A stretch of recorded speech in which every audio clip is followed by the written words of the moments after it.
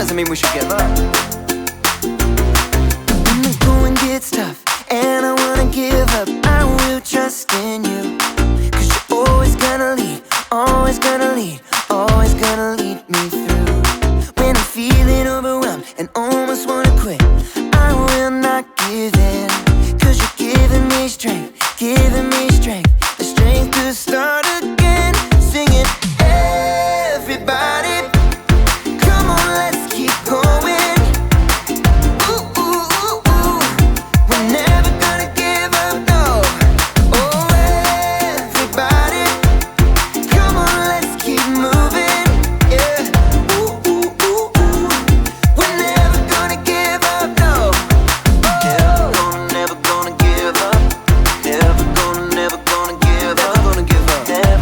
Never gonna give up. No, never gonna give up, no. When I'm feeling like I can't finish where I started, I will look to you. Jesus showed me how, Jesus showed me how to follow you. Singing, everybody, come on, let's keep going. Ooh, ooh, ooh, ooh. We're never gonna give up, no. Oh, everybody, come on, let's keep moving. Yeah. Ooh, ooh, ooh, ooh. We're never gonna give up, no. Never gonna give up. Never gonna give up. Never gonna give up. Never gonna give up, no. Never gonna give up. Never gonna give up. Never gonna give up. Never gonna give up, no. Everybody, come on, let's keep going. Ooh, ooh, ooh, ooh. We're never gonna give up, no. Oh, everybody, come on, let's keep moving. Yeah. Ooh, ooh, ooh, ooh. We're never gonna give up, no. Never gonna give up. Never gonna give up. Never gonna give up. Never gonna give up. Never gonna give up, no. Never gonna give up. Never gonna give up. Never gonna give up. Never gonna give up, no.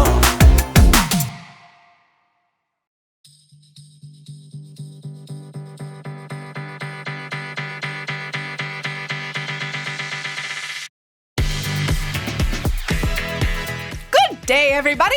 My name is Erica, and I'm standing here next to my obstacle course nemesis, the climbing wall. It requires upper body strength, lower body strength, coordination, strategy, and above all, it requires resilience. Resilience is getting back up when something gets you down. And trying to make it over a climbing wall always gets me down because I fall a lot. No! No! No! Oh, no! Ah! Ah! But this time, I'm ready. I've got the right gear. I've got the climbing chalk. I've read everything there is to... Okay. I've read everything there is to know about climbing walls on the internet. I know all the tips, tricks, and rules. There is no way I can fail this time. So, let's climb. 15 minutes of climbing later. Okay, so, it's not working out. I've fallen like 30 times. Look, I don't think this chalk stuff is working the way it's supposed to, and I have used a ton of it. Ugh, I don't understand. I've followed all the rules. I have done everything I was supposed to. Why am I not better at this? Why do I keep falling? Why me? I've also been trying at this for like a whole 15 minutes. Life is so hard. No one in the history of the world has ever had this much trouble as me. I don't understand. In today's story, we'll hear about Paul and Silas. They were having a really hard life, but instead of being over dramatic, they sang songs. Maybe I should try that. Climb every mountain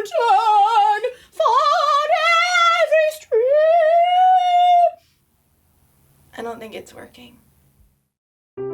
The Bible. It's 66 books of history, stories, letters, and poetry that fit together to form God's one big story. The epic adventure of how He created us and loves us so much that He made a way to rescue us. As we travel through the Bible, from Genesis to Revelation, we discover people who met God and found their lives changed forever. Now, for an amazing story, inspired by the book of Acts, chapter 16, verses 16 through 40. Paul, also known as Saul, had once been a terrible enemy of anyone who followed Jesus. But then, Paul met Jesus himself, and everything changed. Jesus is the Son of God. After a time of prayer and study, Paul began to travel further and further from Jerusalem. He shared the good news of Jesus, started brand new churches everywhere he went. In some places, he was welcome. But in others, Paul and his friends were run out of town. Stone them! Stone them! Still, Paul kept going. When God called him to Macedonia, Paul and his friends set sail and traveled toward the city of Philippi. Few Jews lived there, but God opened the heart of a woman named Lydia to believe. Her home became the start of a fledgling church. From there, Paul shared about Jesus all over the city. Come, let's go down to the place of prayer. Along the way, Paul and Silas were met by a girl who chased them, crying out, "These men serve the Most High God. They're telling you how to be saved." Though the words were true, the girl was controlled by a spirit who did not come from God. Day after day, she followed Paul and Silas. "These men serve the Most High God.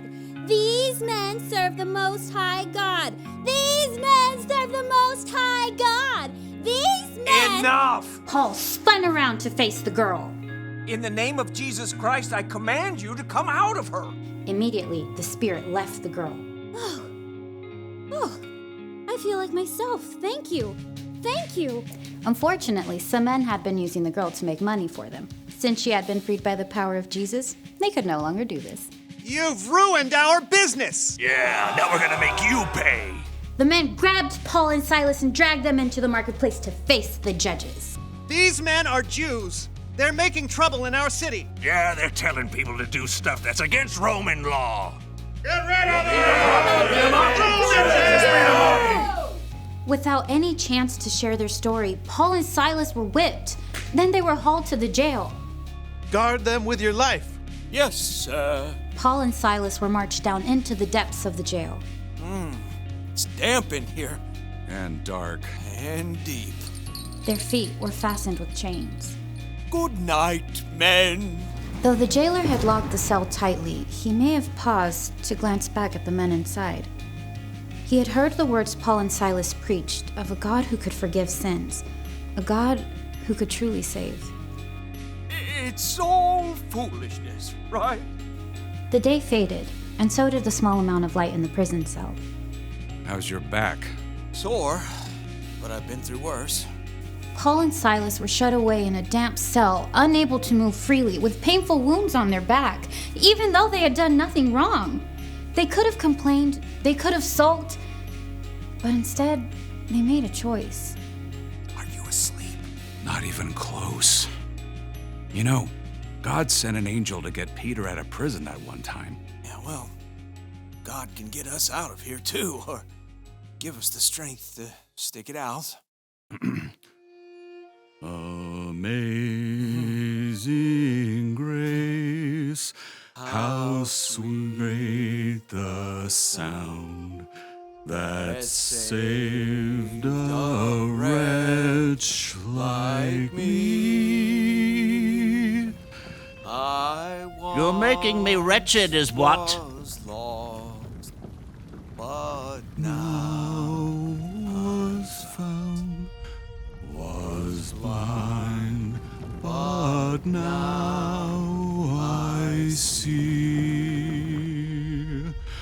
'Twas grace that taught my heart to sing. As Paul and Silas sang, God sent a powerful earthquake to shake the prison. Doors flew open and chains fell off. we're free! Jolted from sleep, the jailer staggered into the prison to find every door hanging open. No! The jailer knew he could be killed for allowing prisoners to escape, so he pulled out his own dagger, ready to take his own life. Don't harm yourself. We are all here. You stayed? Why? Guards, bring light! As torches flared around them, the jailer saw that Paul and Silas and the other prisoners had not escaped. He knew that the God Paul and Silas preached about must be incredibly powerful, so he threw himself at their feet. Sirs, what must I do to be saved? Believe in the Lord Jesus, then you and everyone living in your house will be saved. The jailer took Paul and Silas into his own home and washed their wounds as they shared the truth about Jesus with everyone. We want to be baptized right now. After Paul and Silas baptized the jailer and his family, the jailer prepared a meal for them. Everyone was filled with joy. In the morning, the judges of Philippi sent a message to the jailer to release Paul and Silas. We are Roman citizens, but they beat us in public and threw us in prison with no trial. Now they want us to leave quietly? I don't think so. When the judges heard this, they were afraid. They came and apologized to Paul and Silas before asking them to leave. Paul and Silas returned to Lydia's home and encouraged all the believers in Jesus. Then they left, knowing God would be with them, whatever they faced next.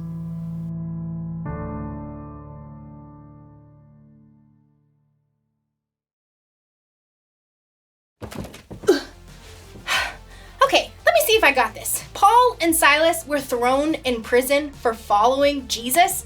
They did nothing wrong and they got punished for it. If that had happened to me, I would be angry or sad or even mad at God. But what did they do? They praised God. Paul and Silas chose joy. That couldn't have been easy for them. I know it wouldn't have been easy for me. No!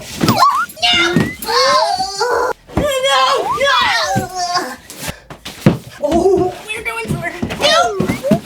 Ah! So, here's a question for you. When life gets hard, how do you react? Like, maybe when you get in trouble and have to stay in your room, or when you have to do chores, or maybe life just isn't going the way you want or expect. Do you get angry? Do you get sad? Do you whine and complain? Why me? Or do you choose joy? Do you choose to focus on what's good instead of what's bad? Like, for me, climbing this wall is hard. I keep falling down. But do you know what's good? I'm still trying. I still have some of the strength God has given me left. Plus, God loves me. Even if I fall 30 times, God loves me. That can bring joy no matter how hard life may get. So, here's the one thing to remember. You can choose joy when life gets hard. It may not always be easy, so ask God to help you choose joy. It'll help you face any mountain, no matter how tall. I've got a long way to go. See you next time! I'm so close.